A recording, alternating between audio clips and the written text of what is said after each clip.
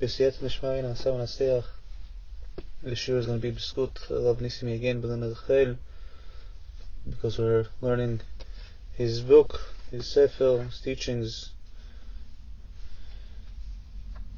and it's going to be Le'ilui Nishmat Eliezer Cohen ben Angela, and also for Natan ben Zoya, and also for Refuah Shlema Chaim Hillel ben Rivka, also for the zchut of Am Yisrael to do Tשובה בקרוב.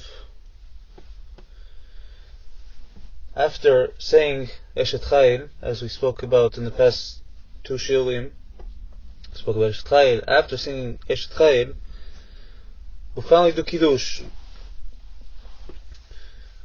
Finally say Kiddush. Now the mitzvah of Kiddush, is learned out from the fourth commandment, that it speaks about Shabbat.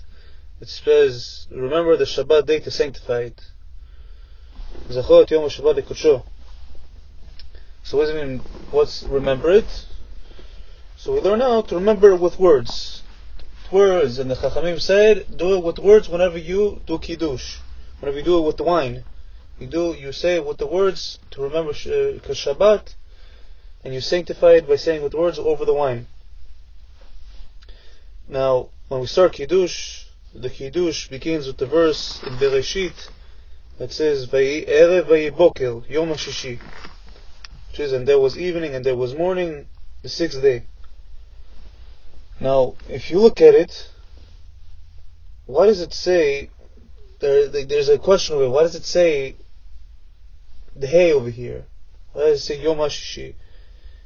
You're not going to find anywhere else, if you look, you're not going to find in any of the other days Ha-Shishi, or you're not going to find Ha-Sheni, Ha-Shlishi.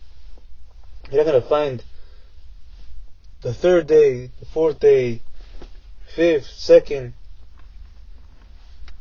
only in the sixth day. So why is the sixth day different? Why is it special that it needs the hay over there? So Rashi comes and explains there's something called Gematria. Gematria is the numerical value of the Hebrew alphabet.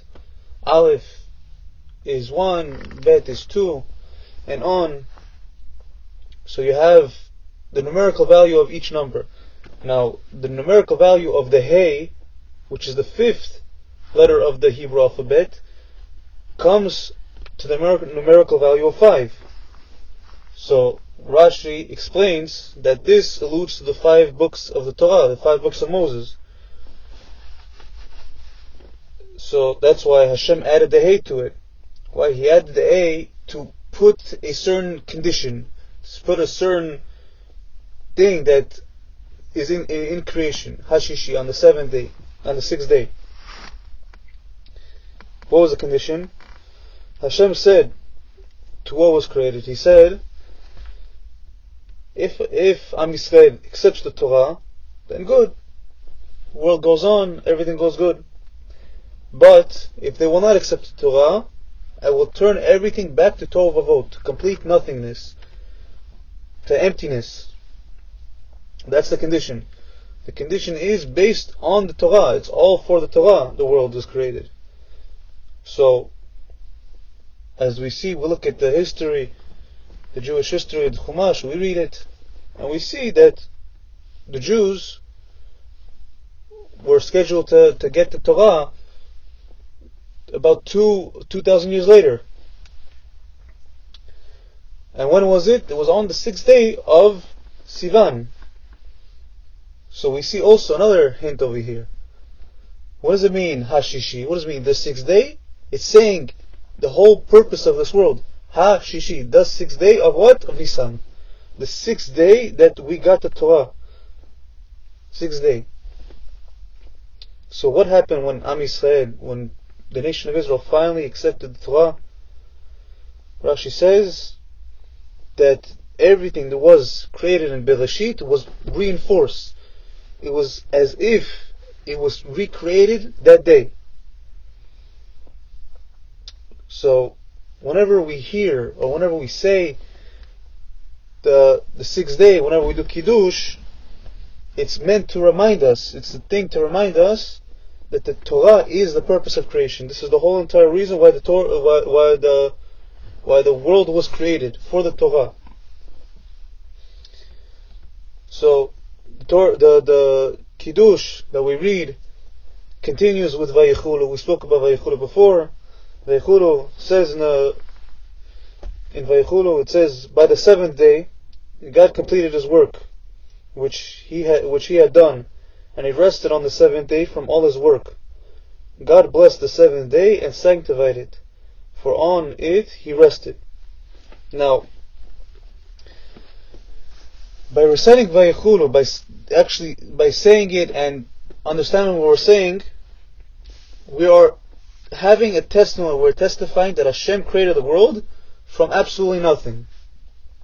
We are making a testimony. It's like if someone comes to court and says, "I know for a fact, I'm a witness. I'm saying testimony right now.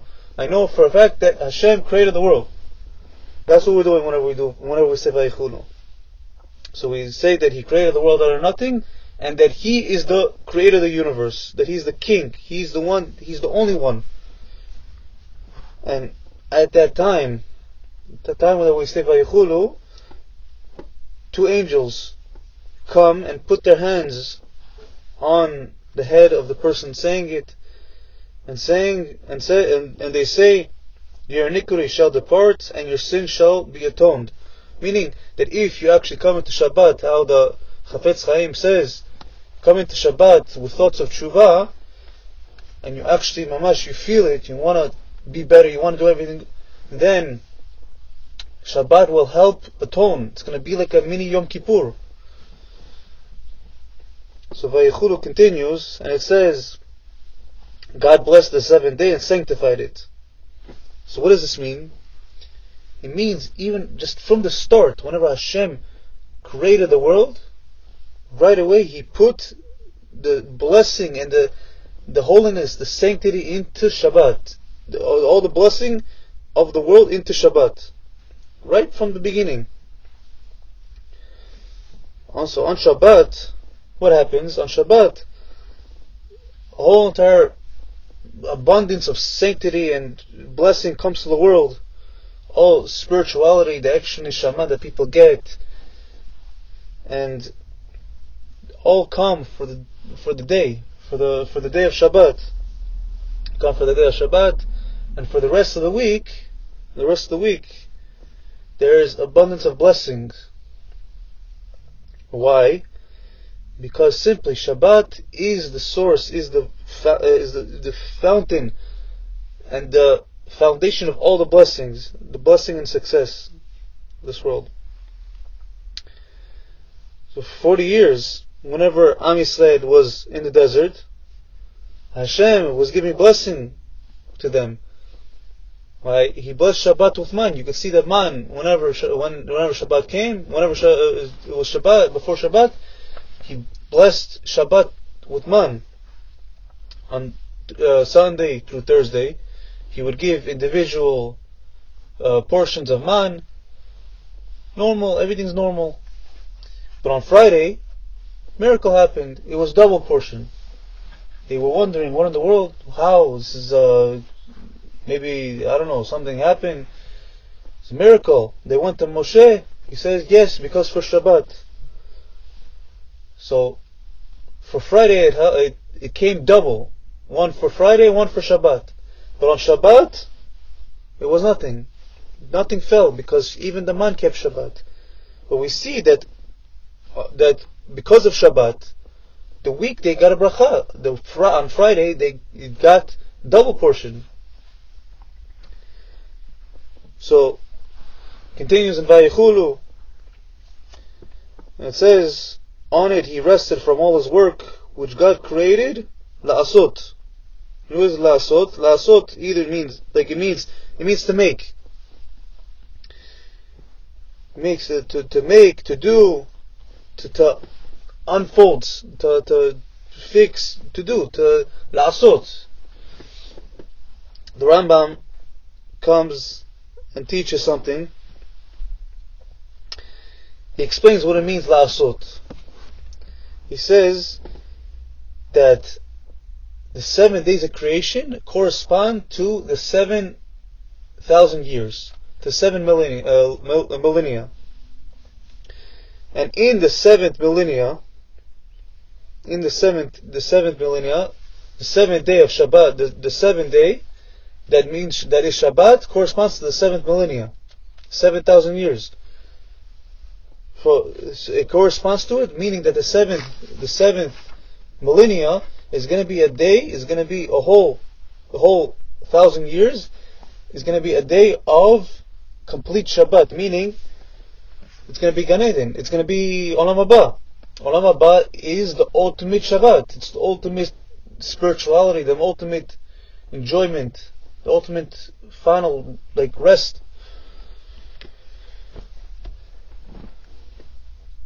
So what will happen whenever it's Olam Haba? The whole world is going to be in perfection. It's going to be its purpose.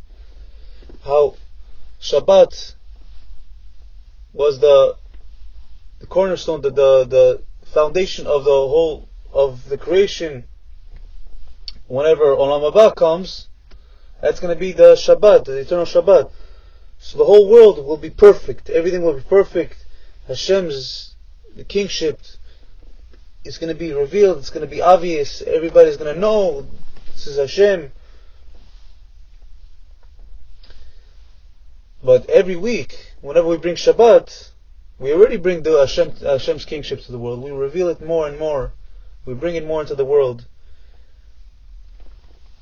We bring the blessing into the world.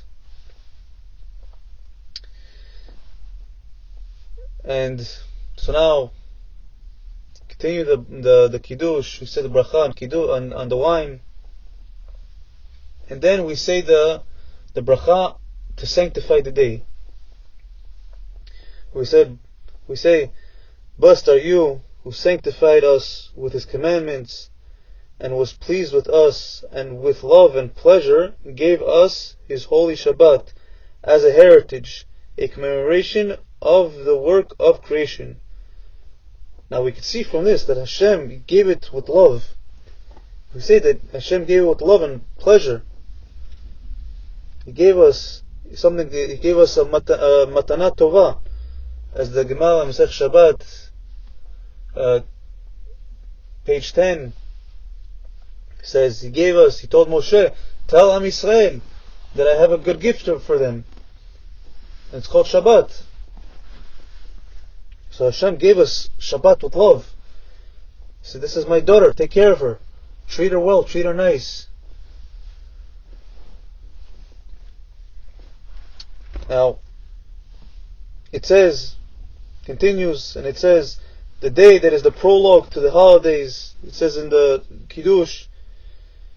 Now what does this mean? If you look in Vayikra 23, Leviticus 23, we would see that whenever it mentions the holidays, it mentions Shabbat before the holidays. That's what it means, that it's the prologue to the holidays. What does that mean? Why is it before the holidays? Because in the holidays, it happens on days that are set specifically on the lunar calendar. Whenever it's on the 15th, it's on the 15th of the lunar calendar. But why? And when is it? When is it actually put? Who says when it actually gets put on that day? The Chachamim, the Bet Din, decide when the Rosh Hashanah is going to be. They decide that they look at the moon and they figure out when and how the new month is. So because of that, since they figure out when the new month is, from that day when they decide today is the new month, from 15 days from then is when the holiday is going to be. You have a whole entire system of how and when to do it. It's not just a free for all, but in the end, it's the Bet Din that decides when the new month starts. And because of that, 15 days later, whenever they decide when it's going to start, is when the holiday is going to start. But Shabbat is so special that it's specifically set by Hashem every week. Every 7 days, ever since the beginning of creation, is Shabbat. That's why it precedes all other holidays. Continues, it says, commemorating the exodus from Egypt, Yetziat Mitzrayim. Now, what's the connection between Shabbat and Yetziat Mitzrayim and the redemption of Egypt? The Ramban comes and explains that whenever Hashem took us out of Egypt, He saw that He manipulated nature. He didn't just do it like, okay, fine, let's go take our bags and leave. He did it in a way that showed that He was the master of everything. With the 10 plagues, even the Egyptians, with the lice, they said this is the finger of God.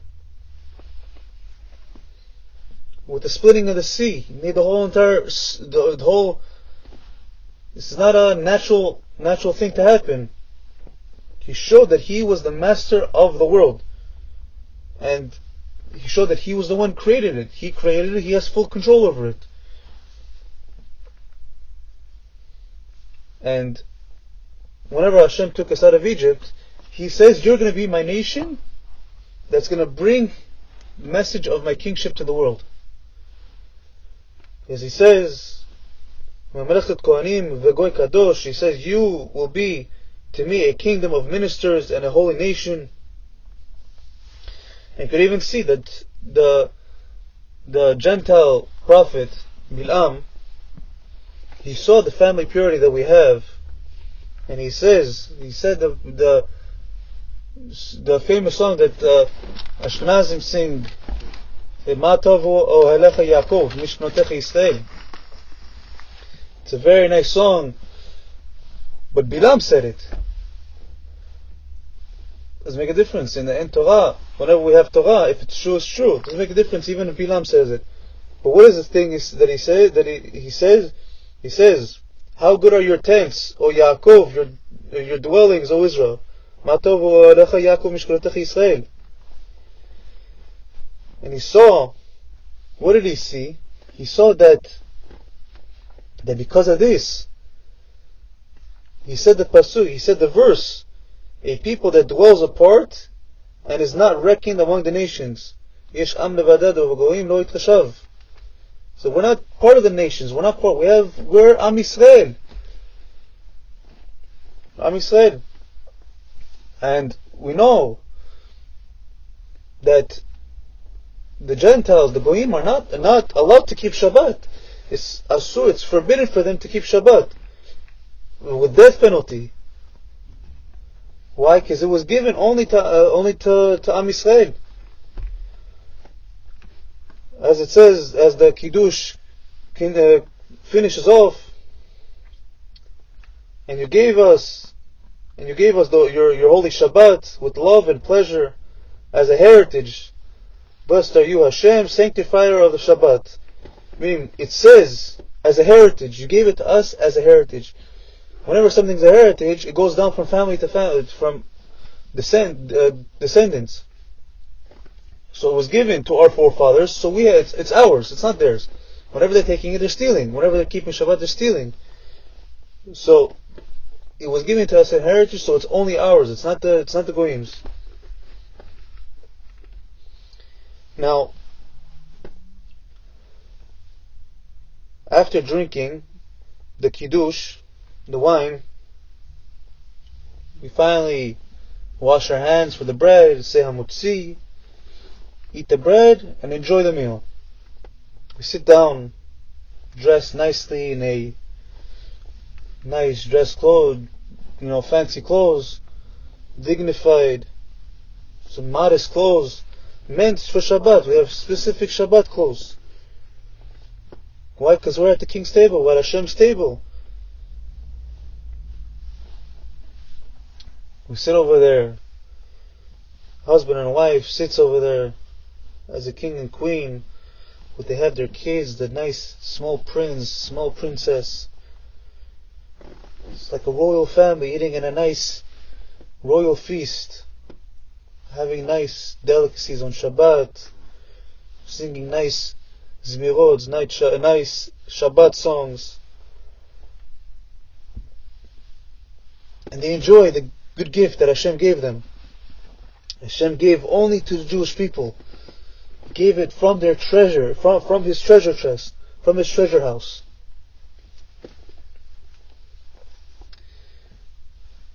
But whenever we're supposed to sit down, we're supposed to enjoy. We're supposed to enjoy the food with all our body, all our soul, all our happiness. But whenever we do it, whenever we enjoy it, we're supposed to do it for the sake of Hashem, the sake of Shabbat, and to honor Shabbat, to honor the occasion, the special occasion that we have now, by saying words of Torah, speaking words of Torah, saying some divrei Torah about the parasha, about the weekly Torah portion that we have this week, and singing nice songs, nice zmirot, whichever one.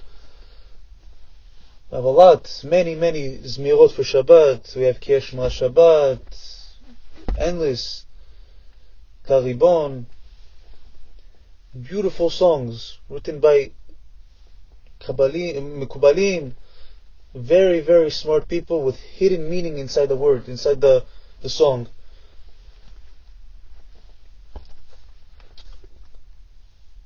Now Hashem says, He says also another thing that has the word good in it. Over here we have good, we have Shabbat, this is good. Hashem says, I gave you a good gift. But He also says, Ki lekach tov natati lachem, torati al ta'azovu.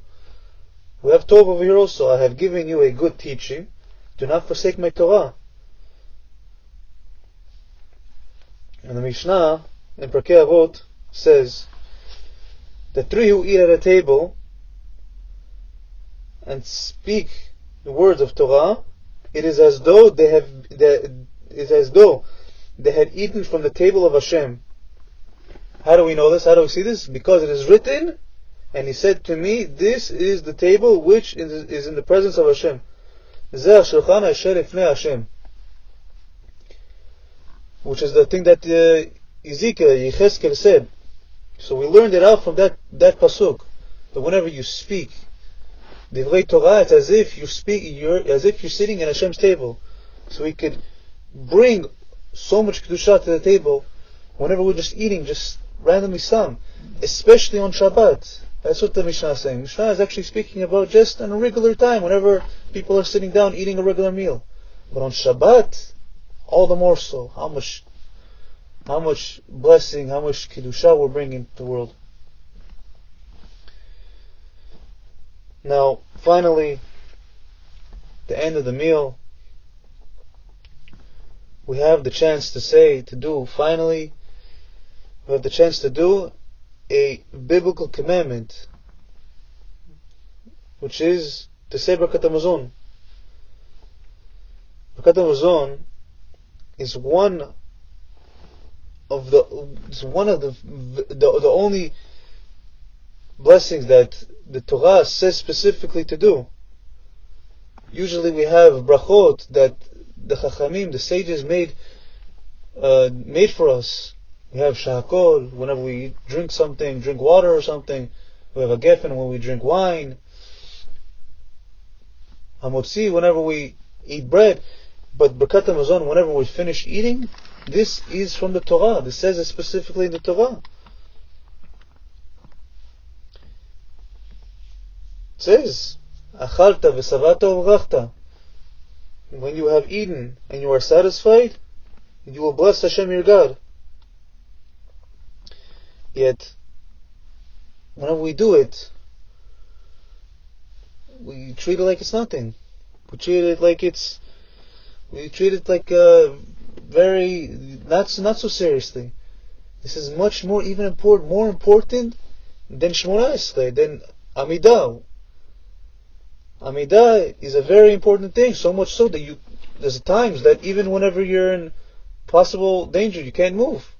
Only whenever you're in, of course, danger, If there's a snake around you, you don't move. But if there's a scorpion, you move, because scorpion is dangerous. It's most probably it's going to sting. So then you move. But Amidah, if a snake is around you, you don't move. And Birkat HaMazon is a lot more important, because this is from the Torah. But why do we treat it like it's nothing? We make jokes while we're saying Birkat HaMazon. We're laughing. And we're making signs to people. We're pointing to our son, do this, do this, do this. If we were talking to a king of a very wealthy, respectable country, in front of him, we have a personal audience with him, and then we go point to someone in the thing, we say, we tell him to someone, we start gesturing. The king is going to be like this: you're in front of me, or you're looking at them, you're talking to them. Either the king is going to get upset, he's going to kill us on the spot, or at least the minimum he's going to kick us out. He's going to say, this is the type of thing, I'm the king and you're disrespecting me like this. How do we do this? By the King of Kings, in front of him, in front of whenever the person that actually gave us all the food. Right now we're eating at his table, he's the host. Now, there's a special passage that we add on Shabbat, specifically for Shabbat. It's called Ritzeh. Ritzeh is added to the Birkat HaMazon on Shabbat. Now, there's this very strange thing that happens sometimes. What's the thing? We eat the first course, second course, we're enjoying it, third course, enjoying it. We already ate like a cow. We have side dishes. Then we have the desserts, the nice cakes, nice everything. We're already mamash, like we're already gained a few pounds maybe. And then finally comes time to say thank you to Hashem. Whenever it comes to eating the food, we're swallowing with enjoyment. Oh, it's so good. But whenever it comes to it, say Birkat HaMazon, what do? We swallow the words, now we're swallowing the food, now we're swallowing the words also. Birkat HaMazon. But we're doing it without any feeling. We're swallowing the words of the thing, and we're just reading through it. We're not saying thank you Hashem for giving me this food. It's amazing.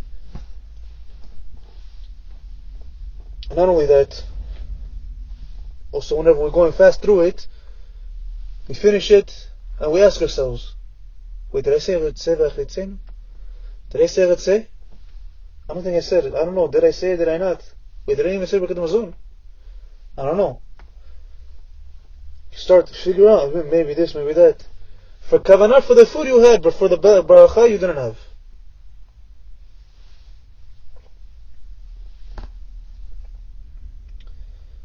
It's very sad. I will tell you, it's very, very sad. He says, mamash, an embarrassment. This is bizayon. We have concentration for a full hour while we're eating food, nice, everything, but for a few minutes to say Birkat HaMazon, even the first few words we already lost our concentration. We have to be able to read it slowly, nicely, kavanah, with concentration, and read it from the book, not from your mind, and then looking everywhere, looking here, looking there. So Hashem, we will grow in being able to say Birkat HaMazon with kavanah. We'll understand the good gift that Hashem gave us. We'll be able to sanctify it and cherish it, enjoy, know what it is, feel what it is, and bring holiness and sanctity into the world. Baruch Adonai Olam, Amen v'Amen.